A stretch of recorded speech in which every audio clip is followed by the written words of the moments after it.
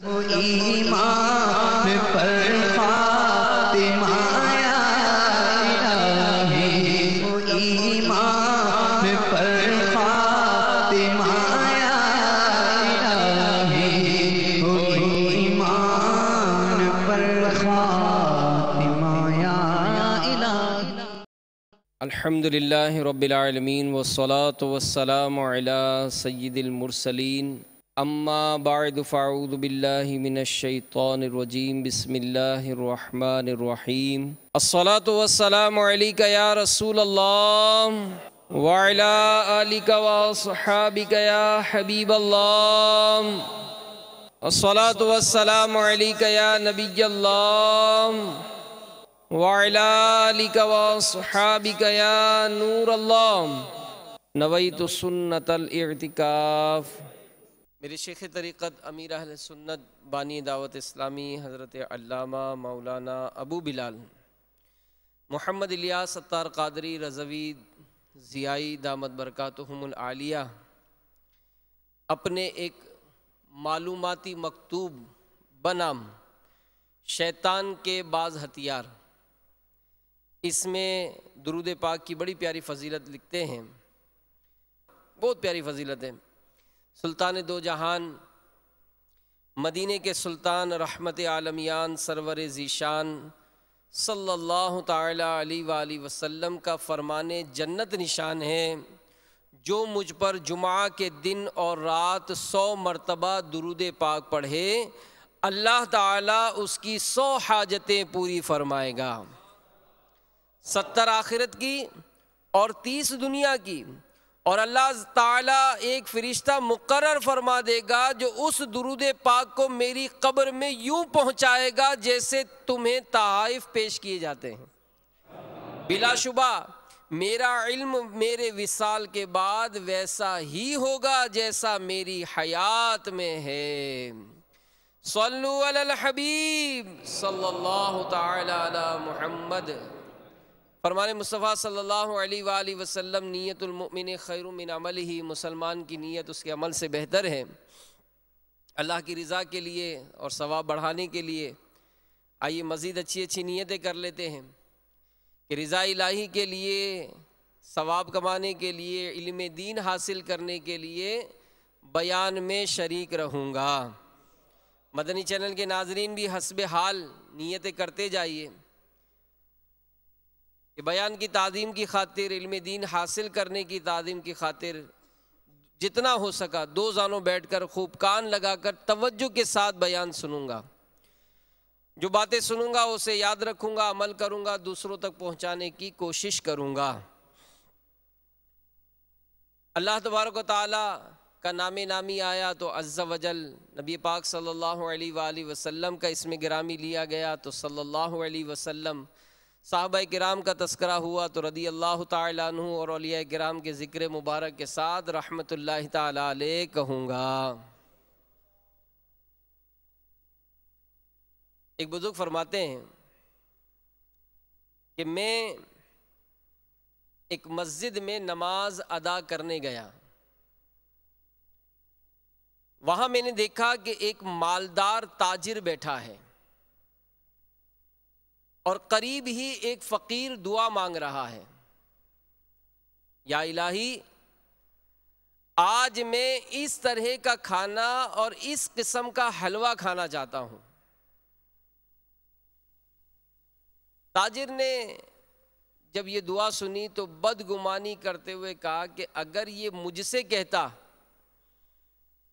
تو اسے ضرور کھلا دیتا، مگر یہ بہانے بازی کر رہا ہے، سنا مجھے رہا ہے اور اللہ تعالیٰ سے دعا کر رہا ہے تاکہ میں یہ سن کر اسے کھلا دوں، واللہ اب میں اسے نہیں کھلاؤں گا۔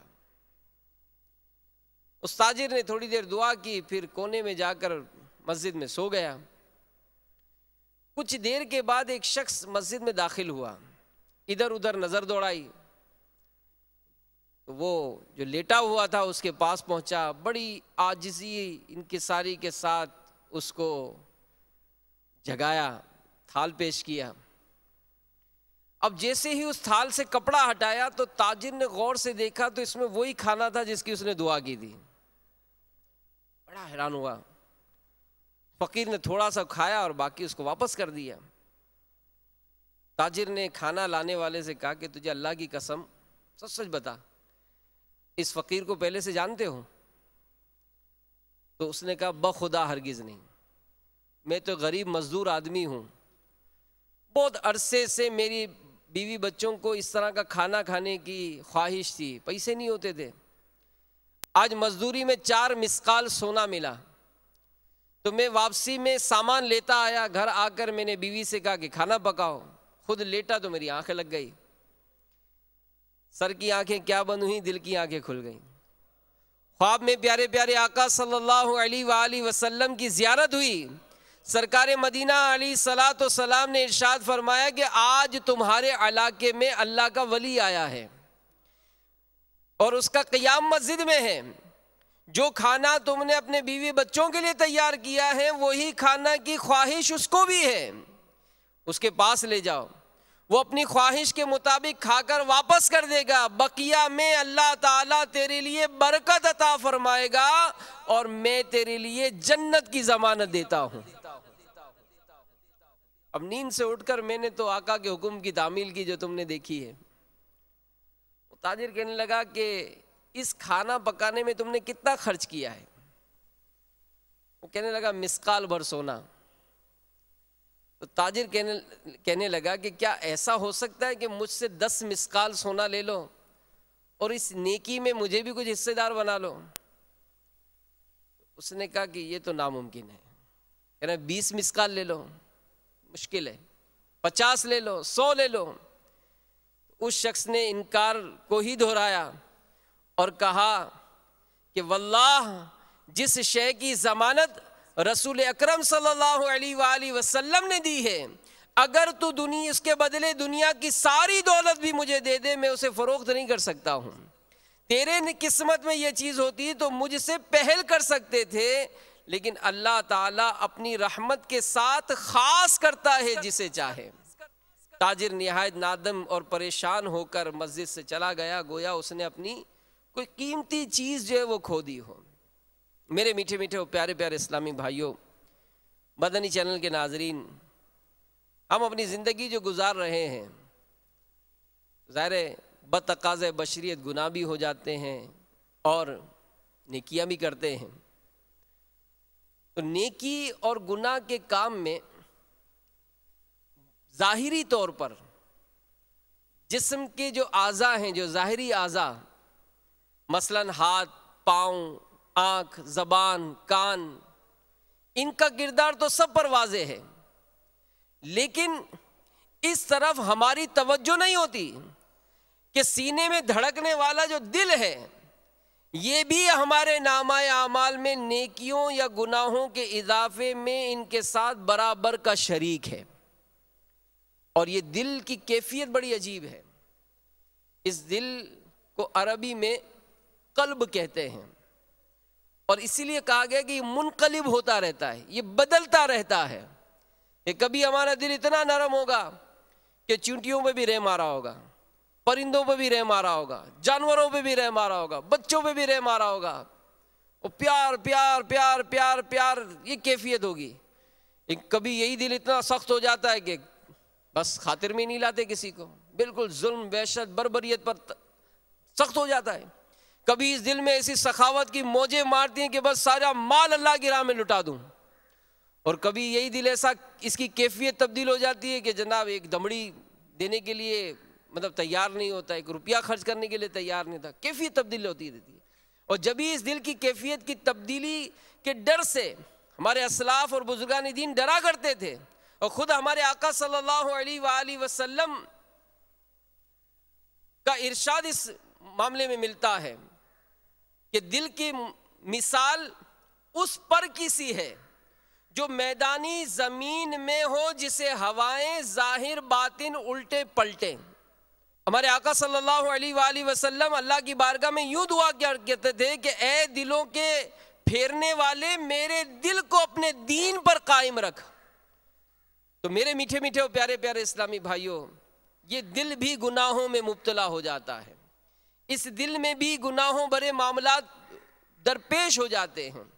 تو انہی گناہوں کے جو امراض ہیں دل کے، اس میں ایک مرض بدگمانی بھی ہے۔ اور آج چونکہ دنیا بھر میں عاشقان مرشد، امیر اہل سنت سے محبت کرنے والے اپنے جمعہ کے بیان میں اسی رسالے شیطان کے بعض ہتھیار کو موضوع بنا کر اس سے آپ کو مدنی پھول بیان کر رہے ہیں، تو آج انشاءاللہ ہم بھی اسی کے متعلق کچھ باتیں سنیں گے۔ تو اگرچہ اس رسالے میں بہت سارے موضوعات ہیں، اور نیت کی ہے انشاءاللہ عز و جل کہ ان موضوعات پر ایک ایک کر کے آپ کو کچھ مدنی پھول بیان کیے جائیں۔ تو یہ رسالہ دراصل ایک معلوماتی مکتوب ہے، کسی نے نگران شورا کو مکتوب لکھا، اور اس مکتوب کو جب امیر اہل سنت نے پڑھا تو اس پر ان کی تفہیم فرمائی، ان کو سمجھایا، پیار کیا، اور پھر اس مکتوب کے ذریعے مختلف گناہوں کے جو معاملات ہوتے ہیں اس کا نشاندہی کی، پھر اس کا علاج بھی فرمایا۔ تو اس میں ایک لکھنے والے نے لکھا کہ کیونکہ میں غریب آدمی ہوں اس لیے میرے ساتھ ایسا ایسا کیا گیا۔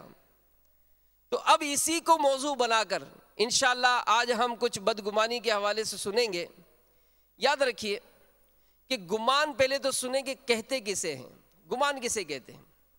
تو علماء فرماتے ہیں کہ ہر وہ خیال جو کسی ظاہری نشانی سے حاصل ہوتا ہو گمان کہلاتا ہے۔ مثلا کہیں دور سے آپ کو دھواں اٹھتا نظر آئے، بادلوں پر آپ کو نظر آئے کہ بھائی زمین سے دھواں اٹھ رہا ہے، تو فوراً تصور ہوتا ہے کہ وہ آگ لگ گئی ہے، آگ لگی نا، تصور ہوتا ہے کہ یہ آگ لگی ہے جب بھی دھواں اٹھ رہا ہے، تو یہ گمان کہلاتا ہے۔ تو بنیادی طور پر دو گمان یعنی ظن کی دو قسمیں ہیں، اچھا گمان، برا گمان، حسن ظن اور بدگمانی۔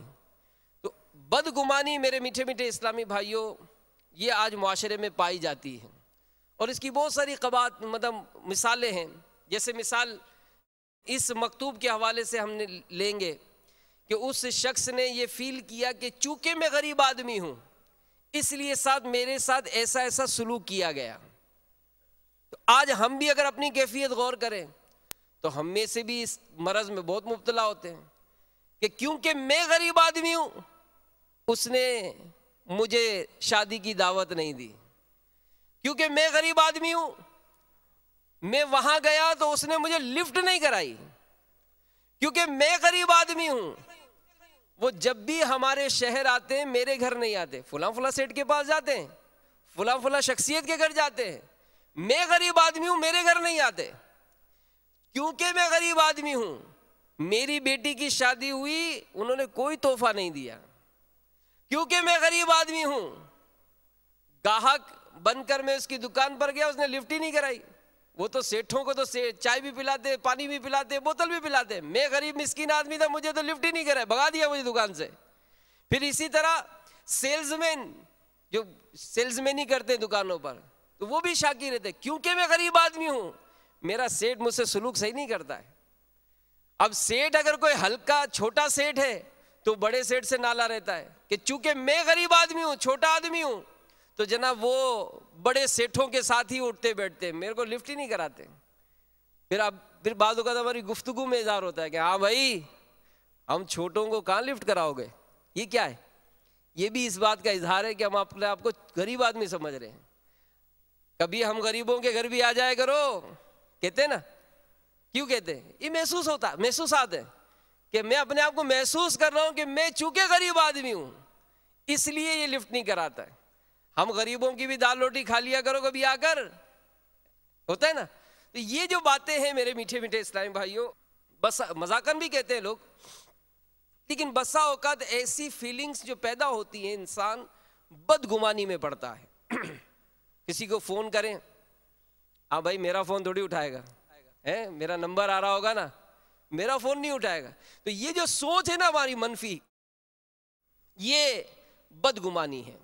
اور ہمارے آقا صلی اللہ علیہ وآلہ وسلم نے ایک موقع پر سرکار علیہ الصلوۃ والسلام نے کسی بات پر اشارہ فرمایا کہ کیا تو نے اس کا دل چیر کر دیکھا کہ تجھے علم ہو جاتا.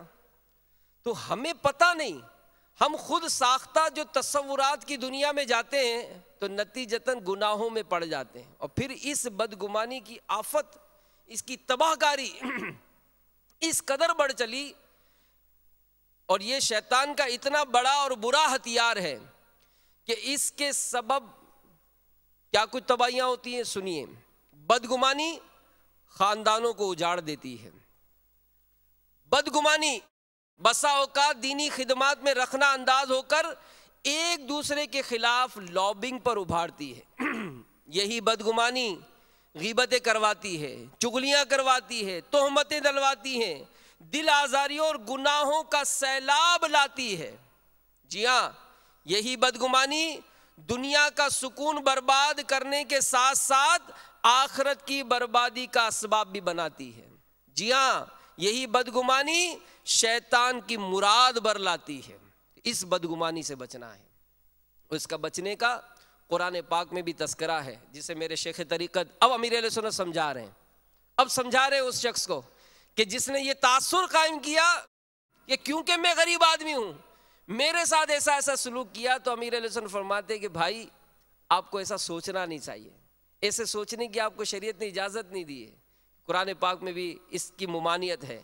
پارہ 26 سورۃ الحجرات آیت نمبر 12 میں رب کائنات عز و جل کا ارشاد پاک ہے، بسم اللہ الرحمن الرحیم، یا ایہا الذین آمنوا اجتنبوا کثیرا من الظن ان بعد الظن اسم.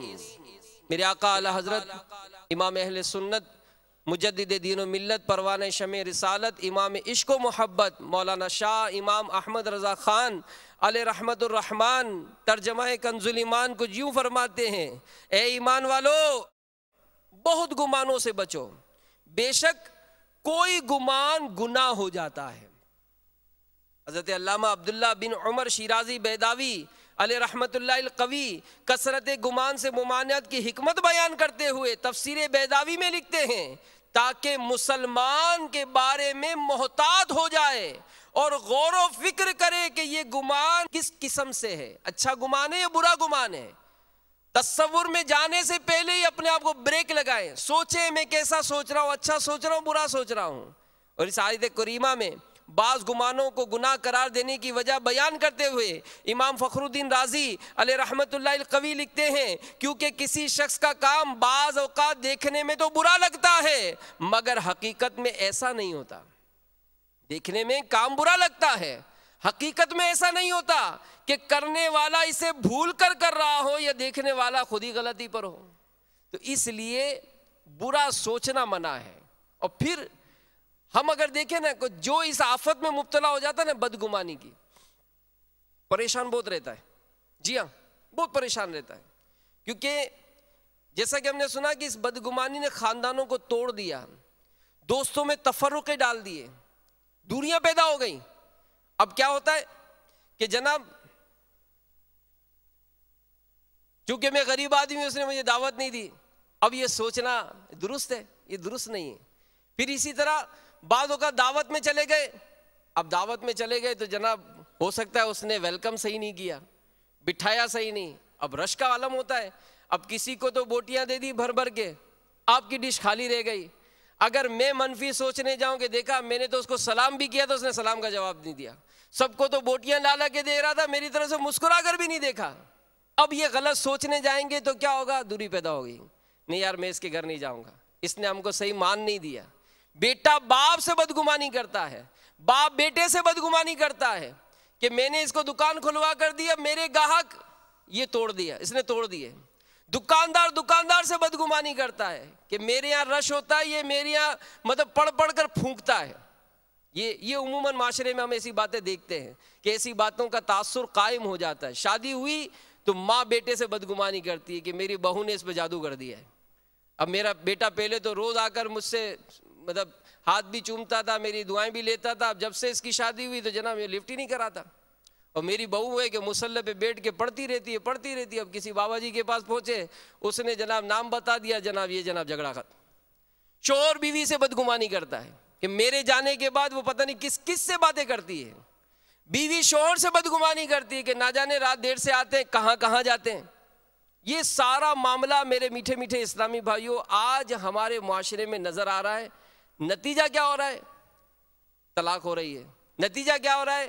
بھائی بھائیوں میں رشتہ ٹوٹ رہا ہے، بہنوں سے رشتہ ٹوٹ رہا ہے، رشتہ داریاں ٹوٹ رہی ہیں۔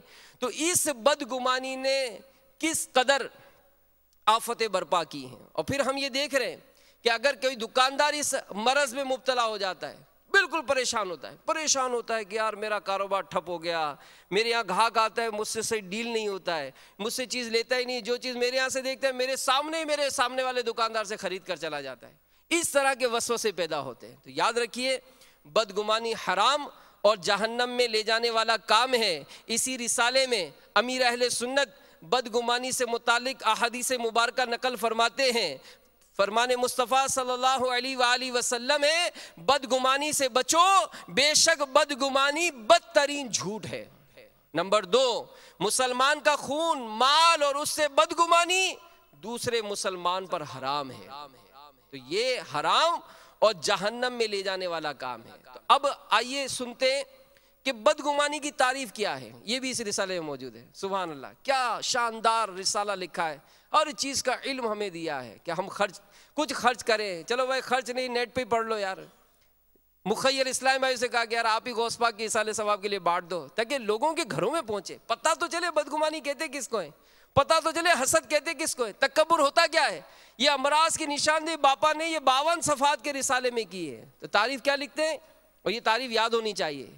بدگمانی سے مراد یہ ہے بلا دلیل دوسرے کے برے ہونے کا دل میں یقین کرنا، بلا دلیل دوسرے کے برے ہونے کا دل سے یقین کرنا، یہ بدگمانی کی تعریف ہے۔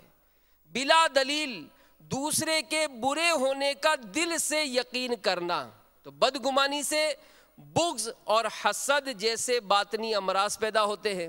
اللہ کے محبوب دانہ غیوب منزہ عن العیوب صلی اللہ علیہ وآلہ وسلم نے ارشاد فرمایا کہ اچھا گمان اچھی عبادت سے ہے، اچھا گمان اچھی عبادت سے ہے۔ اور نگران شورا نے اس موضوع پہ ایک بڑا پیارا بیان کیا تھا، اس میں ایک بڑا پیارا جملہ کہا تھا، اس کو کہیں ہو سکے تو اس کو بھی لکھ کے رکھ لیں انشاءاللہ۔ آپ بہت یعنی یوں سمجھ لیں کہ جس کو پرسکون ہونا ہے، اپنی لائف ایزی گزارنی ہے، اپنی لائف ایزی گزارنی ہے، تو نگران شورا نے فرمایا اپنے آپ کو حسن ظن کا عادی بنا لیجئے، اپنے آپ کو حسن ظن کا عادی بنا لیجئے، انشاءاللہ زندگی پرسکون گزرے گی۔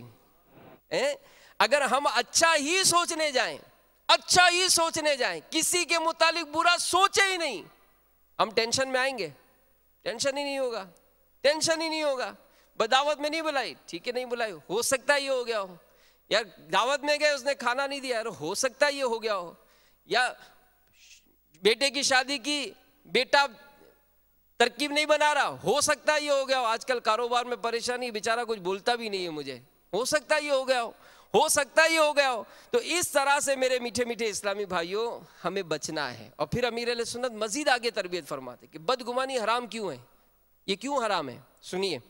حجت الاسلام سیدنا امام ابو حامد محمد بن محمد غزالی علیہ رحمۃ اللہ القوی فرماتے ہیں کہ بدگمانی کے حرام ہونے کی وجہ یہ ہے کہ دل کے بھیدوں کو صرف اللہ تعالی جانتا ہے، دل کے بھیدوں کو صرف اللہ تعالی جانتا ہے، لہذا تمہارے لیے کسی کے بارے میں برا گمان رکھنا اس وقت تک جائز نہیں جب تک تم اس کی برائی اس طرح نہ دیکھو کہ اس میں بچاؤ کی دلیل کی گنجائش نہ رہے۔ بس اس وقت ناچار اس چیز کا یقین رکھنا پڑے گا کہ جسے تم نے دیکھا اور جانا، اگر تم نے اس کی برائی کو نہ اپنی آنکھوں سے دیکھا نہ کانوں سے سنا، مگر پھر بھی تمہارے دل میں اس کے بارے میں برا گمان پیدا ہو تو سمجھ جاؤ کہ یہ بات تمہارے دل میں شیطان نے ڈالی ہے۔ اس وقت تمہیں چاہیے کہ دل میں آنے والے اس گمان کو جھٹلا دو، کیونکہ یہ بدگمانی سب سے بڑا فسق ہے۔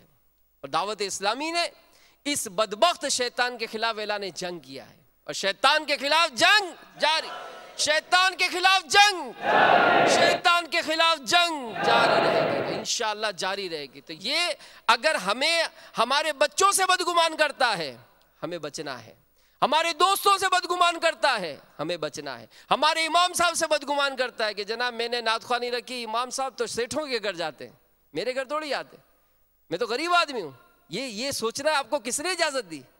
بھائی فلاں کے دعوت ہوئی تو سارے نگران آئے ہوئے تھے، سارے دعوت اسلامی والے آئے تھے، میری ماں کا انتقال ہوا کوئی آیا ہی نہیں، میں غریب آدمی ہوں، میرے یہاں تھوڑی آتے ہیں، فلاں کے، یہ سوچنے کی اجازت نہیں ہے۔ تو جب کبھی ایسا آئے تو شیطان نے اس وار کیا، اب شیطان کو نامراد کر دو۔ بلکہ یہاں پر امیر اہل سنت نے ایک بہت اہم ترین بات لکھی کہ دیکھیں ہمارا دین، ہمارا مذہب ہمیں کیسی تربیت دے رہا ہے۔ آپ فرماتے ہیں کہ اگر کسی شخص کے منہ سے شراب کی بو آ رہی ہو، کسی شخص کے منہ سے شراب کی بو آ رہی ہو تو اس کو شرعی حد لگانا جائز نہیں۔ سوچے کہ ہمارا دین ہم کو کیسی تربیت دے رہا ہے کہ مسلمان کے خلاف یوں ہی مائنس سوچنے کا ذہن نہ بنائیں کہ کسی شخص کے منہ سے شراب کی بو آ رہی ہو تو اس پر شرعی حد لگانا جائز نہیں، کیونکہ ہو سکتا ہے اس نے شراب کا گھونٹ بھرتے ہی کلی کر دی ہو سکتا ہے کسی نے زبردستی شراب پلا دی ہو۔ یہ سوچنے جانا ہے، اس کی منہ سے بدبو آئی، اب ڈھول بجا رہے ہیں کہ یہ تو شرابی ہے، یہ شرابی ہے، یہ شرابی ہے، یہ آپ کو کس نے اجازت دی ہے؟ نہیں، اچھا گمان کرنے جائے، ہو سکتا ہے اس نے کسی نے بوتل سمجھ کے رکھ دی، اس نے پیا، جیسے منہ میں گیا تو فوراً خیال آ رہی ہے تو شراب ہے، فوراً پھینک دی، یہ منہ کی بدبو تو رہے گی نا۔ تو یوں اچھا سوچنے کے لیے میرے میٹھے میٹھے اسلامی بھائیوں ہمیں اپنا ذہن بنانا ہے، اور یاد رکھیے بدگمانی بہت بڑی آفت اور بری آفت ہے، یہ انسان کو جہنم میں پہنچا سکتی ہے۔ اس کے بارے میں ضروری احکام اور اس کا علاج جاننا فرض ہے، اس کے متعلق علاج کرنا فرض ہے، علم جاننا فرض ہے۔ اب اس کا علاج سنیے، کون کون بچنا چاہتا ہے بدگمانی سے؟ سبحان اللہ، سب بچنا چاہتے ہیں، انشاءاللہ اللہ ہم سب کو بچا لے، ہم سب کو بدگمانی سے بچا لے۔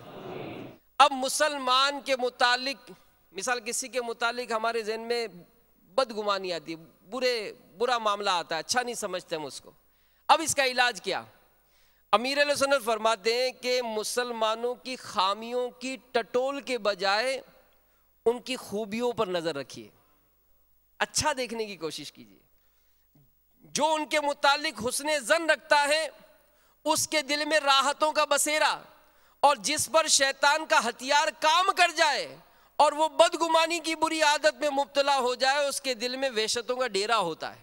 تو ہمیں پرسکون ہونا ہے، ہمیں ایزی ہونا ہے، ہمیں اپنے بچوں سے پیار قائم رکھنا ہے، ہمارا میاں بیوی کا محبت قائم رہے، ہماری آپس کی محبتیں قائم رہیں، ہماری رشتہ داریاں جڑی رہیں، ہم جو دین کا کام، دعوت اسلامی کا کام کر رہے ہیں ہماری محبتیں قائم رہیں، ہم جو ایک سرکار اعلیٰ حضرت سے محبتیں کرنے والے ہیں۔ اب یہ شیطان کہاں ہم کو دور لے کر جا رہا ہے، ہم شیطان کو نامراد کریں گے، ایک دوسرے کی خوبیوں پر نظر کریں گے تو انشاءاللہ عز و جل ہماری محبتیں قائم ہو جائیں گی، دین کو ترقی ہوگی۔ جی ہاں، مسجدوں کی رونقیں بعض اوقات ختم ہو جاتی ہیں اسی وجہ سے یہ محبتیں، اس سے محبتیں ختم ہو جاتی ہیں۔ تو ہمیں محبتیں جوڑنی ہیں، اور جس مسلمان کے متعلق ہمارے ذہن میں برے وسوسے آتے، بدگمانیاں پیدا ہوتی ہیں، اب ہم نے اس کا علاج پہلا سنا کہ اس کے متعلق ہم کو اچھے خیالات لانے، اچھا سوچتے جائیں، اچھا سوچتے جائیں، اچھا سوچتے جائیں۔ اس کی تربیت امیر علیہ السلام کیسے فرماتے ہیں؟ کسی نے آپ سے 100 روپے ادھار لیے، 100 روپے ادھار لیے، آپ نے اس کو 100 روپے دے دیے۔ ایک ہفتہ گزرا، آپ نے اس کو کہا کہ یار وہ 100 روپے آپ نے لیے تھے، لائیے 100 روپے۔ تو اس نے کہا کہ کون سے 100 روپے، کون سے 100 روپے؟ اب پہلا تو جھٹکا لگتا ہے نا کہ 100 روپے لے کے یہ منع کر رہا ہے، کون سے 100 روپے؟ ارے بھائی وہ آپ جو جا رہے تھے، آپ نے کہا میری جیب میں پیسے نہیں ہے، میں نے آپ کو کڑک نوٹ دیا تھا اپنی جیب سے نکال کے، وہ 100 روپے مانگ رہا، میں نے تو نہیں لیا آپ سے۔ اب ہماری کیفیت کیا ہوتی ہے؟ غصہ آتا ہے نا، یار داڑھی والے ہو کر آپ ایسی بات کر رہے ہو، آپ نے امامہ پہنا ہے بھائی، اس دن آپ نے 100 روپے مجھ سے لیے، وہ بھائی میں نے 100 روپے نہیں لیے آپ سے، اب لڑائی شروع ہو گئی، یار جھوٹ بول رہا ہوں، ارے بھائی خدا کی قسم میں نے 100 روپے آپ سے نہیں لیے. اب ہماری کیفیت کیا ہوگی؟ یار یہ داڑھی والا جھوٹ بول رہا ہے پھر قسم بھی کھا رہا ہے. لڑائی ہوتی ہے نا. امیر اہل سنت نے اس میں بھی بچنے کا راستہ دیا. کیا؟ امیر اہل سنت فرماتے کہ ہم یہ سوچیں کہ یار لگتا ہے یہ بھول گیا لے کر.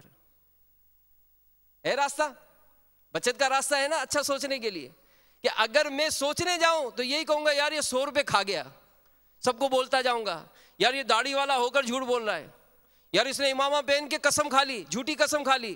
ایک تو یہ راستہ ہے، اور ایک یہ راستہ ہے کہ میں یہ سوچوں کہ یار لگتا ہے یہ لے کر بھول گیا اسی لیے اس کو یاد نہیں آ رہا. بچت ہے اس میں محبت قائم رہے گی. اور اگر میں اپنے خیالات کی وادیوں میں چلتا جاؤں گا کہ یوں ہوا یوں ہوا یوں ہوا، پھر کیا ہوگا؟ چل بھائی ٹھیک ہے کھا جا، آئندہ میرے سے بات نہیں کرنا. ہو گئی دوری، ہو گئی. یہ دوری نہیں ہونے دینا.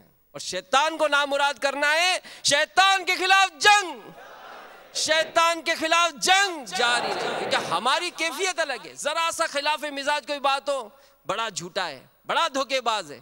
ملا جیون رحمت اللہ تعالیٰ علیہ کو کسی نے آ کر کہا کہ حضور آپ نے سنا آپ کی بیوی بیوہ ہو گئی ہے.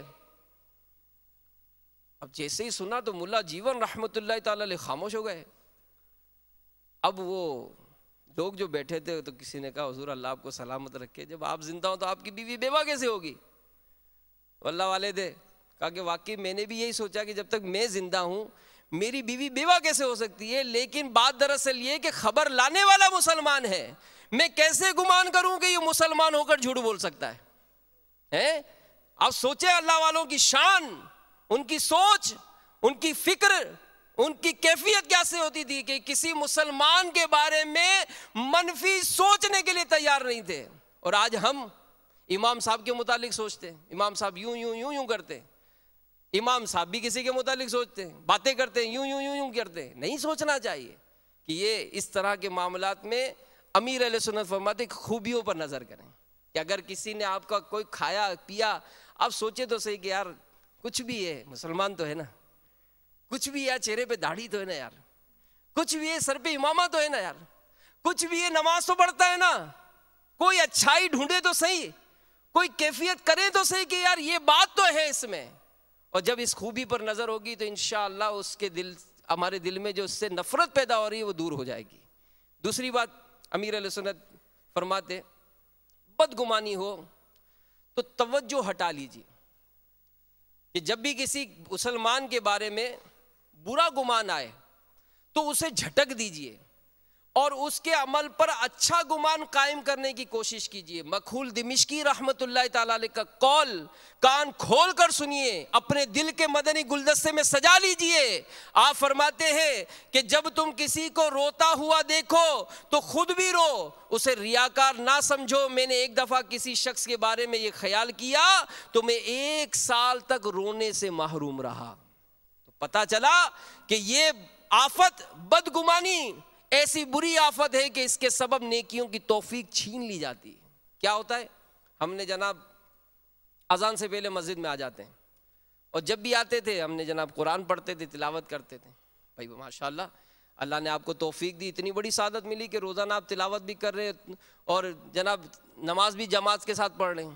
اب دل میں خیال آتا ہے کہ میں تو اذان سے پہلے آ جاتا ہوں، تلاوت بھی کرتا ہوں، یہ فلاں کو دیکھو مسجد میں موجود ہوتا ہے، قرآن کھول کر، میں نے آج تک نہیں دیکھا اس کو قرآن کھول کر دیکھا ہو.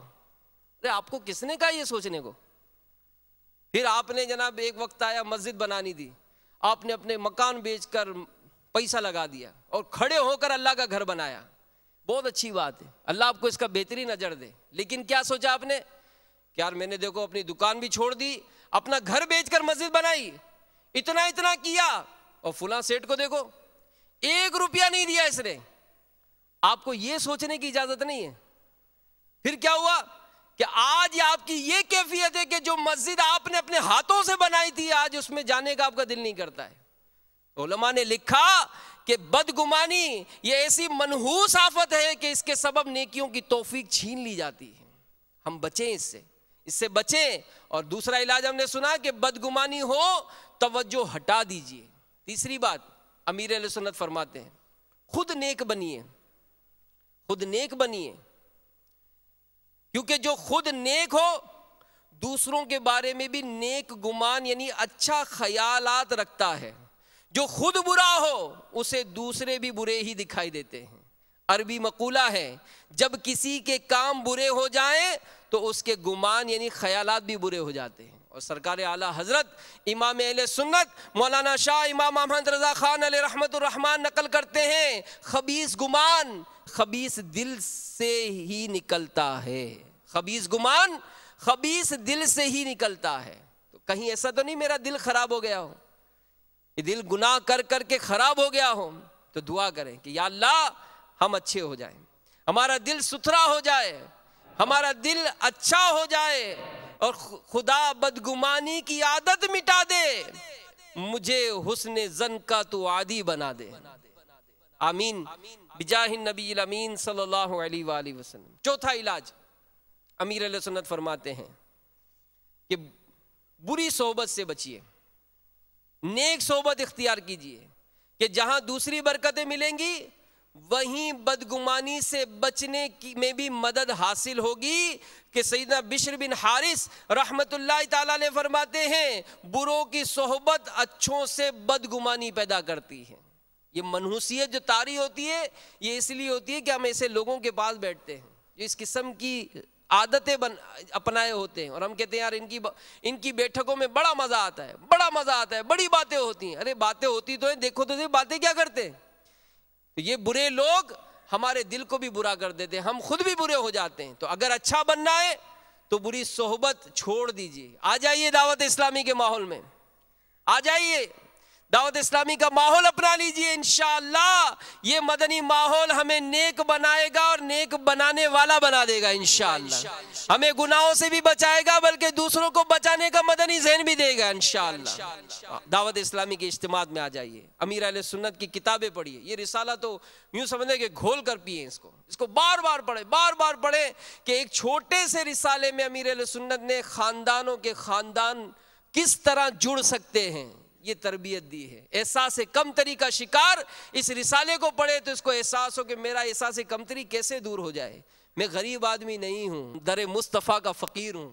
الحمدللہ. پھر آپ نے ایک اور علاج ارشاد فرمایا, کسی سے بدگمانی ہو تو خود کو عذاب الہی سے ڈرائیے. جی ہاں, کہ بدگمانی کے انجام کے بارے میں اگر غور کرنے کی عادت ہو جائے تو واقعی انسان کانپ سکتا ہے. کہ پارہ 15 سورہ بنی اسرائیل کی آیت نمبر 36 میں اللہ تبارک و تعالی کا فرمان عبرت نشان ہے. ترجمہ کنز الایمان, اور اس بات کے پیچھے نہ پڑ جس کا تجھے علم نہیں, بے شک کان اور آنکھ اور دل ان سب سے سوال ہونا ہے. تو ہمیں اپنے آپ کو ڈرانا چاہیے کہ اگر یہ عادت بدگمانی کی منحوس عادت کہیں مجھے جہنم میں نہ جھونک دے.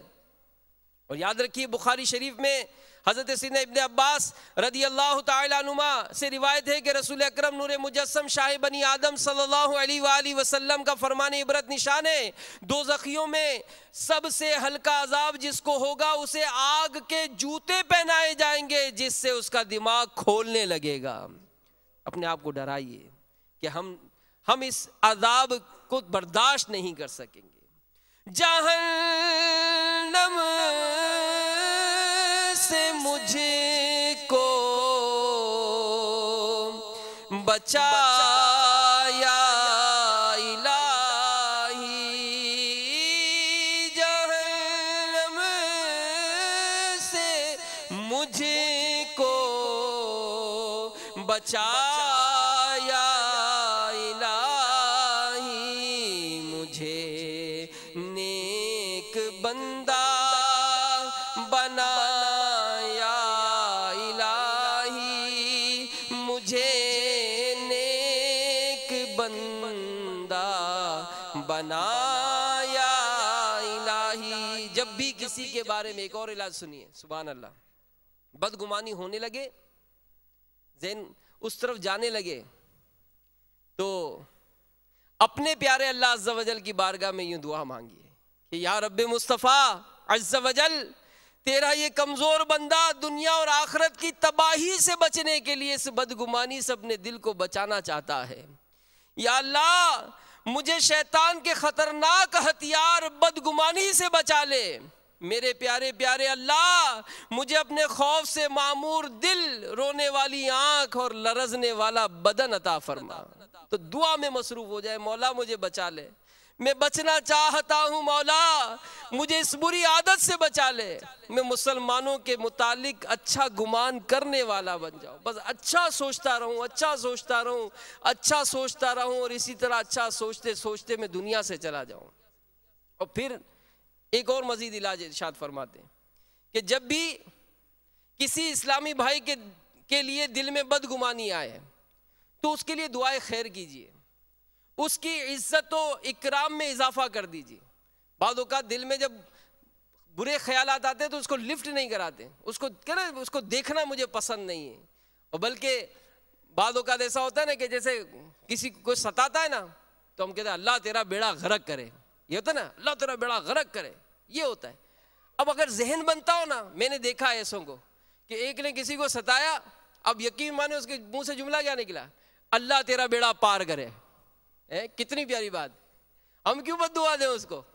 بھئی ستا رہا ہے نا، اللہ تجھے مدینہ دکھائے، اللہ تجھے مدینہ دکھائے۔ تو یوں میرے میٹھے میٹھے اسلامی بھائیوں، اس کے لیے دعائے خیر کیجئے۔ حجت الاسلام امام غزالی علیہ رحمہ فرماتے ہیں جب تمہارے دل میں کسی مسلمان کے بارے میں بدگمانی آئے تو تمہیں چاہیے کہ اس کی رعایت یعنی عزت و آؤ بھگت وغیرہ میں اضافہ کر دو، اس کے لیے دعائے خیر کرو، کیونکہ یہ چیز شیطان کو غصہ دلاتی ہے اور اسے یعنی شیطان کو تم سے دور بھگاتی ہے۔ تو یوں شیطان تمہارے دل میں برا گمان ڈالتے ہوئے ڈرے گا کہ کہیں تم پھر اپنے بھائی کی رعایت اور اس کے لیے دعائے خیر میں مشغول نہ ہو جاؤ۔ تو اگر شیطان کو نامراد کرنا ہے تو اگر کسی کے متعلق ایسی بات آئے تو فوراً ہاتھ اٹھا دے، مولا اس کو بار بار مدینہ دکھا دے۔ اے اللہ تو نے اس کو عزت دی ہے، تو نے اس کو عزت دی، شہرت دی، اس کو مال دیا، یا اللہ اس کے وقار میں اور اضافہ فرما دے، اس کا اقبال اور بلند فرما دے، اور اس کے صدقے مجھے بھی عطا فرما دے۔ اس طرح سے دعائیں کرتے رہیں گے تو میرے میٹھے میٹھے اسلامی بھائیوں برکتیں ملیں گی۔ امیر اہل سنت نے ایک بڑی پیاری بات فیضان سنت میں لکھی، آپ فرماتے ہیں دیکھیں اچھا گمان اور برے گمان کا فرق آپ کو بہت واضح ہو جائے گا۔ آپ فرماتے ہیں کہ ڈاکوؤں کی ایک جماعت لوٹ مار کے لیے نکلی، راستے میں ایک مسافر خانے میں قیام ہوا اور وہاں یہ ظاہر کیا کہ ہم رائے خدا کے مسافر ہیں۔ تو ہوٹل والے نے بڑے آؤ بھگت کی، ان کو کھانا وانا پیش کیا، پانی پیش کیا، تو انہوں نے دیکھا کہ ایک معذور بچہ زمین پر پڑا ہے۔ پوچھا یہ کون ہے؟ تو ہوٹل والے نے کہا کہ میرا بیٹا ہے، بیمار رہتا ہے، زمین پر بیچارہ چل بھی نہیں سکتا، آپ اللہ والے ہیں دعا کیجیے گا اس کے لیے۔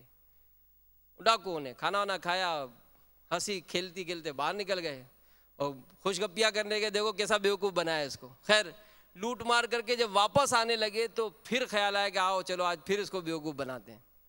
پھر ہوٹل میں گھس گئے، تو جیسے ہوٹل میں گئے اس نے جب دیکھا تو پہلے سے زیادہ آؤ بھگت کی، پہلے سے زیادہ مان دیا۔ اب یہ بڑے حیران، خیر کھانا وانا کھانے لگے تو اچانک ایک بچے کو دیکھا جو ہوٹل میں دوڑ رہا تھا، تو پوچھا کہ یہ کون ہے؟ تو کہا حضور یہ وہی بچہ ہے جو اس دن زمین پر پڑا ہوا تھا۔ ارے یہ کیسے صحیح ہو گیا؟ کہا اصل میں اس دن آپ کو یاد ہے آپ آئے تھے ہمارے ہوٹل میں؟ ہاں، تو کھانا وانا کھایا تھا، تو آپ کے جانے کے بعد میں نے سوچا کہ آپ اللہ والے اللہ کی راہ میں نکلے، تو آپ کا جو کھانا تھا نا جھوٹا وہ میں نے اس کو کھلایا تھا، اور جو پانی آپ نے پیا نا تو اس پانی سے میں نے اس کی مالش کی تھی، بس اللہ نے کرم کر دیا اور اس کو صحت مل گئی۔ تو اب سوچیں کہ وہ تو ڈاکو تھے، انہوں نے اس کے ساتھ چیٹنگ کی تھی، لیکن اس ہوٹل والے نے اچھا سوچا تو اللہ تعالیٰ نے اس کو عطا فرما دیا۔ تو یہاں پر یہ ذہن بنے کہ ہم کسی کے بارے میں کیوں برا سوچیں، کیوں برا سوچیں، اچھا سوچیں گے، اور یہ ذہن سے نکال دیں کہ میں غریب آدمی ہوں۔ ہاں غریب آدمی اس وقت سمجھیں کہ جب واقعی نیکیوں میں غربت ہو، نامہ اعمال میں نمازیں نہ ہو تو ڈر جائے کہ واقعی میں بہت غریب ہوں، سنتوں پر عمل نہیں ہے تو سوچ لیں کہ میں واقعی بہت غریب ہوں، صدقہ و خیرات کرنے کو دل نہیں کرتا تو واقعی میں بہت غریب ہوں۔ اگر سنتوں سے پیار ہے، بظاہر دنیا کی دولت نہیں، مال نہیں، بنگلہ نہیں، کاروبار نہیں، کوئی مسئلہ نہیں، پیٹ بھر کر ملتا تو ہے نا، بھوکا اٹھتے ضرور ہیں، بھوکے سوتے نہیں ہیں، رب کا کرم ہے۔ رب کا کرم ہے، کوئی معذوری نہیں ہے، ہاتھ بھی پیر بھی سلامت، آنکھیں بھی سلامت۔ تو بہرحال میرے میٹھے میٹھے اسلام بھائیوں، اپنا ذہن ستھرا کرنے کے لیے میں پھر کہوں گا اس رسالے کو تھام لیجیے، بار بار پڑھیے، بار بار پڑھیے۔ امیر اہل سنت کا اس امت پر اتنا بڑا احسان ہے کہ آپ جس ادارے سے بھی تعلق رکھتے ہیں، جی ہاں مدنی چینل کے ناظرین بھی جس ادارے سے تعلق رکھتے ہیں، اپنے اس ادارے میں اس رسالے کو نافذ کر دیجیے۔ آپ خود بول اٹھیں گے کہ واقعی اگر اس رسالے پر مسلمان عمل کرنے والا بن جائے، ہمارا معاشرہ سنتوں بھرا معاشرہ بن جائے۔ ہر اسلام بھائی، ہر اسلامی بہن اس کو پڑھیں، عمل کریں، اپنے گھر میں رکھیں، بچوں کو پڑھائیں۔ اللہ تعالیٰ ہم سب کو عمل کی توفیق عطا فرمائے، آمین بجاہ النبی الامین صلی اللہ تعالی علیہ وآلہ وسلم۔ ایمان پر خاتمہ یا الہی، ایمان